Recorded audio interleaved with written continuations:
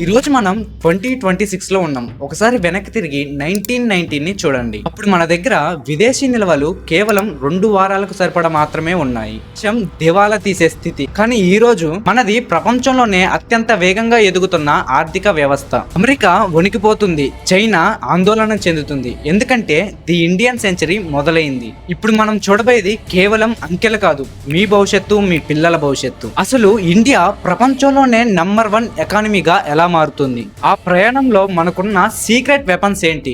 Let's start the journey. ప్రపంచం ఇప్పటి వరకు చైనా ఎదుగుదలను చూసి ఆశ్చర్యపోయింది. కానీ ఇప్పుడు చైనా ఒక పెద్ద సమస్యలో ఉంది. అక్కడి జనాభా తగ్గిపోతుంది, ముసలి వాళ్ళు ఎక్కువైపోతున్నారు. దీనినే డెమోగ్రాఫిక్ క్రైసిస్ అంటారు. కానీ భారత్ పరిస్థితి వేరు. మన దగ్గర ఉన్న 140 కోట్ల జనాభాలో 65% 35 ఏళ్లలోపు వారే ఉన్నారు. దీనినే డెమోగ్రాఫిక్ డివిడెండ్ అంటారు. అంటే ప్రపంచానికి కావాల్సిన క్రియేటర్స్ పని వాళ్ళు మన దగ్గరే ఉన్నారు. చైనా తన ఎకానమీని అప్పుల మీద కట్టింది, కానీ ఇండియా తన ఎకానమీని డిజిటల్ ఇన్ఫ్రాస్ట్రక్చర్ మీద కడుతుంది. మీరు టీ కొట్టు దగ్గర పే చేసే ఆ ₹1 వెనకాల ఉన్న యూపీఐ టెక్నాలజీ అమెరికా దగ్గర కూడా లేదు. ఇదే మనల్ని ప్రపంచం వైపు నడిపిస్తుంది. మనం నంబర్ 1 అవ్వాలంటే కేవలం ఐటీ రంగంపై ఆధారపడితే సరిపోదు. అందుకే ఇండియా మ్యానుఫ్యాక్చరింగ్ మీద ఫోకస్ పెట్టింది. సెమీ కండక్టర్స్ తైవాన్ మీద ఆధారపడకుండా మనమే చిప్స్ తయారు చేస్తున్నాం. చిప్ ఉంటేనే ఫోన్ ఉంటుంది, ఫోన్ ఉంటేనే డిజిటల్ ఎకానమీ ఉంటుంది. గ్రీన్ హైడ్రోజన్ పెట్రోల్ కోసం అరబ్ దేశాలపై ఆధారపడాల్సిన అవసరం లేని రోజు దగ్గరలోనే ఉంది. ఇండియా గ్రీన్ హైడ్రోజన్ హబ్ గా మారుతుంది. Space economy. ఇస్రో తక్కువ ఖర్చుతో శాటిలైట్ పంపుతూ ప్రపంచ అంతరిక్ష వాణిజ్యాన్ని శాసిస్తుంది. ఇన్ఫ్రాస్ట్రక్చర్. గడిచిన 10 ఏళ్లలో మనం కట్టిన హైవేలు, వందే భారత్ ట్రైన్లు, డెడికేటెడ్ ఫైట్ కారిడార్లు, ఇవే మన ఎకానమీకి రక్తనాళాలు లాంటివి. ఒకప్పుడు ఇండియా అంటే థర్డ్ వరల్డ్ కంట్రీ, కానీ ఇప్పుడు ఉక్రెయిన్ రష్యా యుద్ధమైన, మిడిల్ ఈస్ట్ లో యుద్ధమైన ప్రపంచం మొత్తం ఇండియా వైపు చూస్తుంది. ఎందుకంటే ఇండియా ఇప్పుడు ఒక మేజర్ పవర్. మన మార్కెట్ ఎంత పెద్దదంటే ఏ దేశం కూడా మనల్ని వదులుకోలేదు. అమెరికాకి మనం కావాలి, రష్యాకి మనం కావాలి. ఈ స్ట్రాటజిక్ అటానమీ మన ఇండియా ఎకానమీకి ఒక రక్షణ కవచం. ఇప్పుడు అసలు పాయింట్ కొత్తం. దేశం ఎకానమీ పెరిగితే మీ జేబులోకి డబ్బులు వస్తాయా? ఖచ్చితంగా. Reverse brain drain. గూగుల్ ఇంకా మైక్రోసాఫ్ట్ సీఈఓలు ఇండియాలోనే ఉండి కంపెనీలు పెట్టే రోజులు వస్తాయి. ఇక మన టాలెంట్ బయటికి వెళ్లాల్సిన అవసరం లేదు. Purchasing power. ఈ రోజు మనం ఐఫోన్ కొనాలంటే ఆలోచిస్తున్నాం, కానీ ఇండియా రిచ్ కంట్రీ అయితే మన కరెన్సీ రూపీ వాల్యూ పెరుగుతుంది.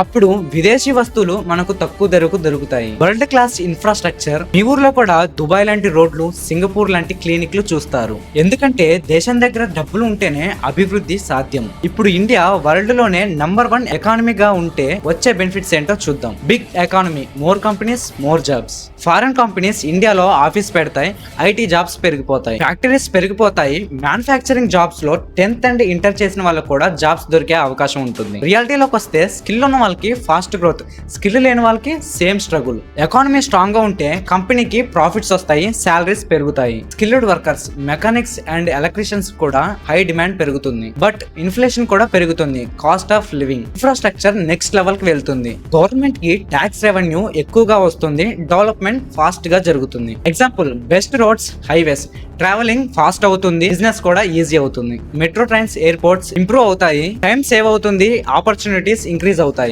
టెక్నాలజీ యాక్సెస్ పెరుగుతుంది. ఇది ఆల్రెడీ డిజిటల్ గా స్ట్రాంగ్ గా ఉంది. Example UPI, online payments apps. Small business కూడా గ్రో అవుతుంది. రూరల్ ఏరియాలో కూడా ఇంటర్నెట్ రీచ్ అవుతుంది, ఆన్లైన్ ఎర్నింగ్స్ కూడా పాసిబుల్ అవుతుంది. Global power.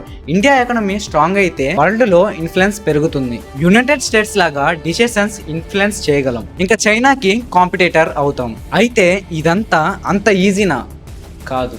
మనకు శత్రువులు ఉన్నారు, లోపల అవినీతి. బయట చూస్తే సరిహద్దు గొడవలు. మనం విద్యలో ఇంకా ఎక్కువ ఖర్చు చేయాలి. మన స్కూళ్ళు ఇంటర్నేషనల్ లెవెల్లోకి వెళ్ళాలి. ధనికులకు పేదలకు ఉన్న మధ్య వ్యత్యాసం తగ్గాలి. అందరికీ సమాన అవకాశాలు దొరికినప్పుడే భారత్ నిజంగా నంబర్ 1 అవుతుంది. ఇది కేవలం ఢిల్లీలో ఉన్న నాయకులు చేయాల్సిన పని కాదు, గల్లీలో ఉన్న నువ్వు నేను కూడా చేయాల్సిన పని. 2047 కి భారత్ 100 ఏళ్ల స్వతంత్రాన్ని జరుపుకుంటుంది. ఆనాటికి భారత్ ప్రపంచానికే బిగ్ బాస్ గా ఉండాలని కోరుకుందాం. అది నిజం అవ్వాలంటే మనలో దేశభక్తితో పాటు కష్టపడే తత్వం కూడా ఉండాలి.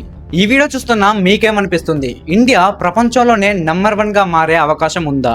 ఉంటే జై హింద్ అని కామెంట్ చేయండి. ఈ వీడియో ప్రతి భారతీయుడికి చేరేలా షేర్ చేయండి.